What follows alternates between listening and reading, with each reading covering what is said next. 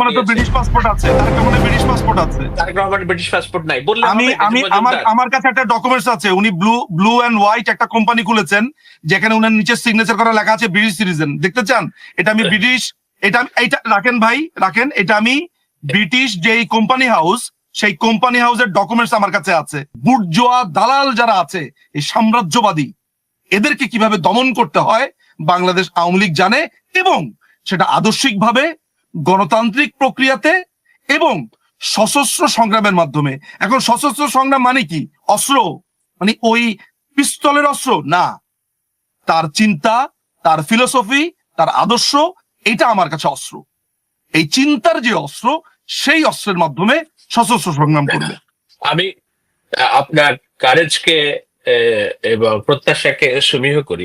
আপনি যেহেতু আওয়ামী লীগের সমর্থক, আপনি আওয়ামী লীগের পক্ষ হয়ে কথা বলছেন এবং রাজনীতির বয়ান দিয়েছেন। আমি ইন্ডিপেন্ডেন্ট জায়গা থেকে, বিশ্লেষণের জায়গা থেকে এইটার সুযোগ দেখি না। অবশ্যই আওয়ামী লীগ বাংলাদেশের রাজনীতিতে থাকবে, ডেড হর্স হিসেবেই থাকবে, তবে প্রধান নিয়ামক হিসেবে থাকার কোন রকম সম্ভাবনা নেই। কেন? আমি ছোট্ট দুটি এরকম ভাবা হয়েছিল শাহেদ আলম।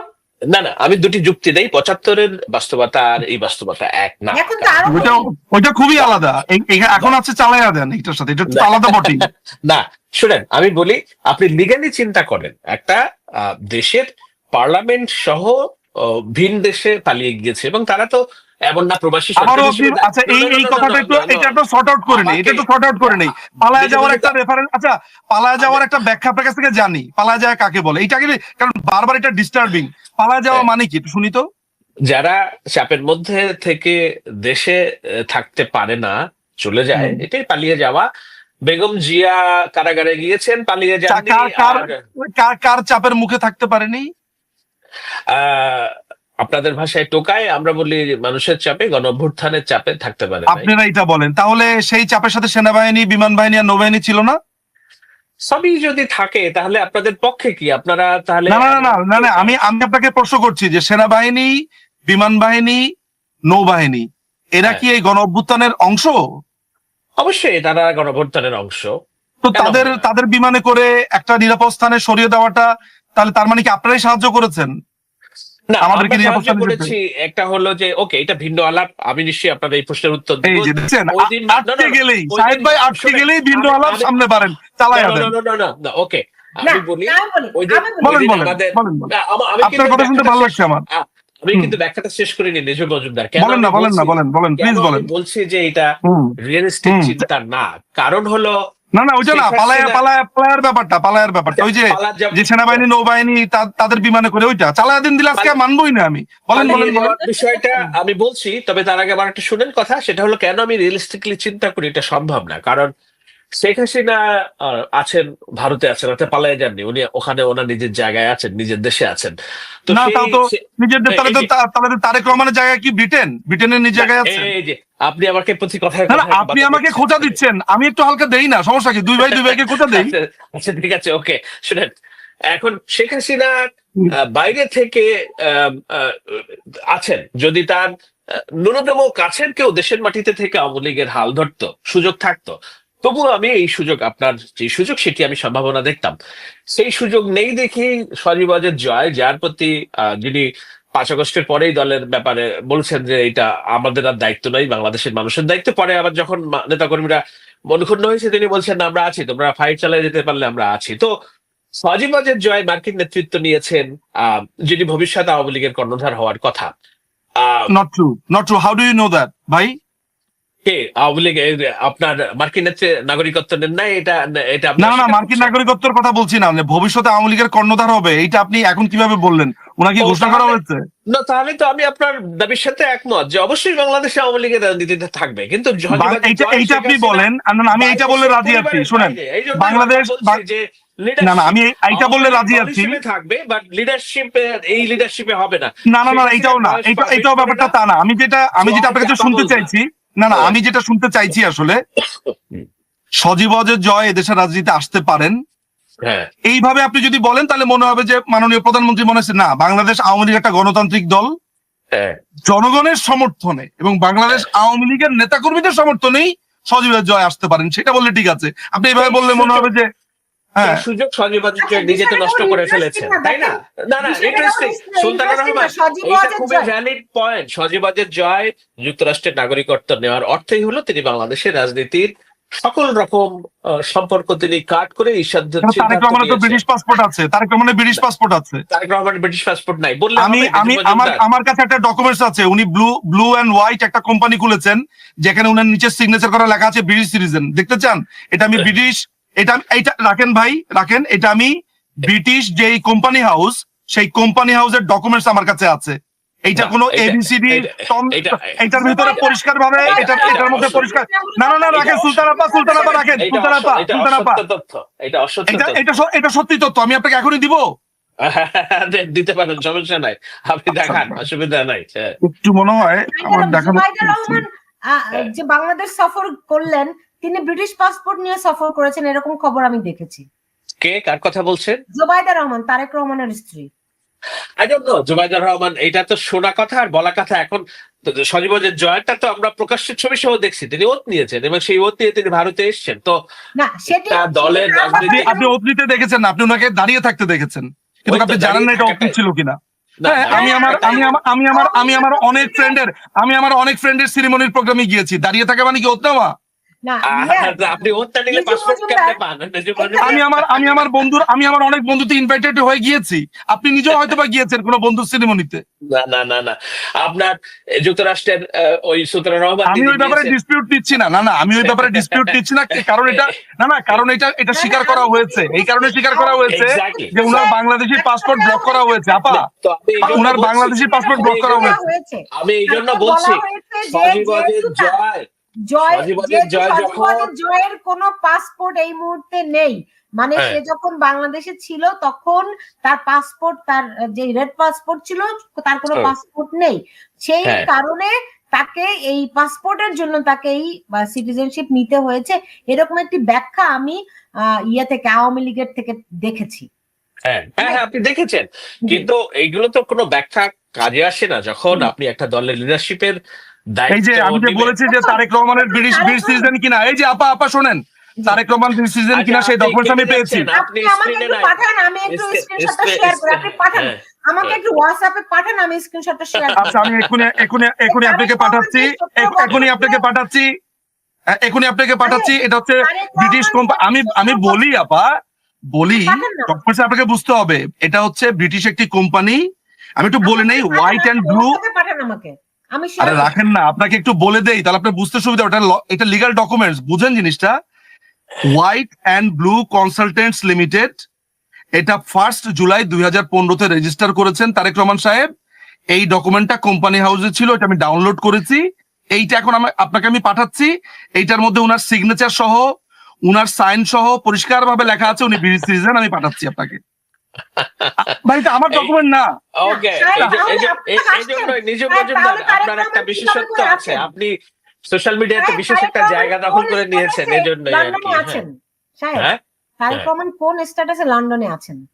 এটা তো আমি জানি না, আমি তো তারেক রহমানের মুখপাত্র না, তাই না? কিন্তু আমি রাজনীতির গতি প্রবাহটা বলছি যে যখন একটা দলের নেতৃত্বের দাবিদার একজন দেশের মাটিতে নেই, বাইরে অবস্থান করছেন কিংবা জায়গায় সুরক্ষিত, অনেকেই বলেন গৃহবন্দী, কারণ তার আমরা ভিডিও দেখি না, তার আমরা চেহারা দেখি না, তিনি কোথায় আছেন এটাও কেউ জানে না, একদম সুরক্ষিত ভাবে ভারত তাদের রত্নকে তার জায়গায় সুরক্ষা দিয়ে রেখেছে।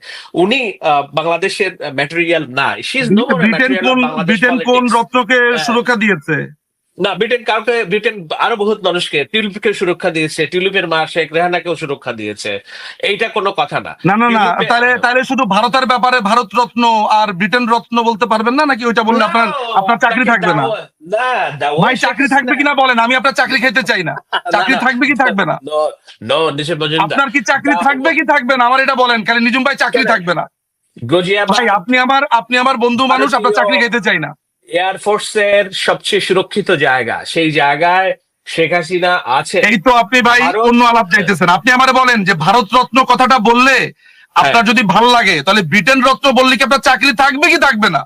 আমার কোনো চাকরি নাই, আমি ফ্রিল্যান্সার, আমার কোনো চাকরি নিয়ে সমস্যা নেই। আমার কথা হচ্ছে যে আমি বলছি লিগ্যাল জায়গা থেকে আলোচনাটা আপনারা যদি রেশনালি চিন্তা করেন যে একজন ভারতে আছেন, আমি উনি তো দেশে ফেরার রাস্তা নেই, শাহেদ, আমি সজীবনের বলতে জয় আগামী চাচ্ছি দিনে যার বাংলাদেশের উপর মানুষের নেতৃত্ব। কত দুর্ভাগ্য যে দুজন ভবিষ্যতের কর্ণধার হতে যাচ্ছেন বলে ধারণা করা হয়, সেই দুজনের একজনও বাংলাদেশের নাগরিক নন, বরং অন্য দেশের নাগরিকত্ব গ্রহণ করতে হয়েছে।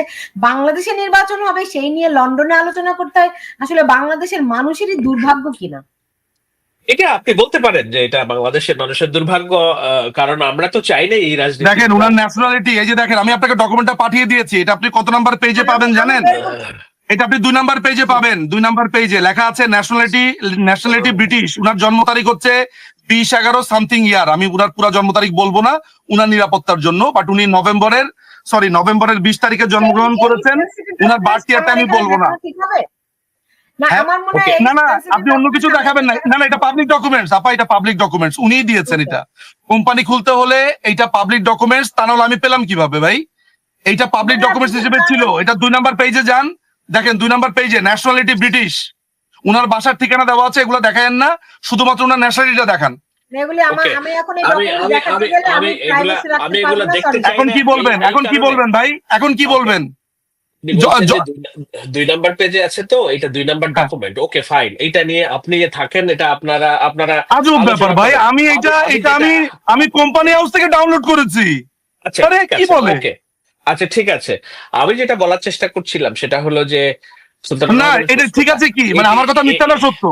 আমার কথা মিথ্যা না সত্য? ঘামাচ্ছেন কেন? কেউ ঘামানোর টিস্যু কি দেন আছে? উনারে। এই কে না। আছেন টিস্যু দেন? এই আপনি হয়রানি করতেছেন, আপনি কিন্তু এটা ঠিক না। আচ্ছা ঠিক না, আছে ঠিক আছে না, ভাই, না, উনি মিঠুন উনাকে আমি মজুমদার পছন্দ বুঝছে। করি, একটু মজাও করতে পারবো না? না না, মিঠুন মজুমদার বুঝছে যে শাহেদ ভাইকে চেপে ধরা যায়, কিন্তু আমি তো আর নিজুম মজুমদার হইতে পারবো না, তাই না? So, এই জন্য আমি এই কে কোথায় আছিস টিস্যু দে? So, আমি যেটা বলার চেষ্টা করছি, সুন্দর রহমান আপনার প্রশ্নের উত্তরটা দেয় যে এটা দুর্ভাগ্য। দেখুন, ইমরান খান যেদিন দায়িত্ব নিলেন তারপরে একটা ভাষণ আমার মনে আছে, তিনি বলছিলেন যে আমরা এমন রাষ্ট্র ব্যবস্থা চাই না যেখানে সরকার প্রধান ক্ষমতাচ্যুত হওয়ার পর জেলে যায়।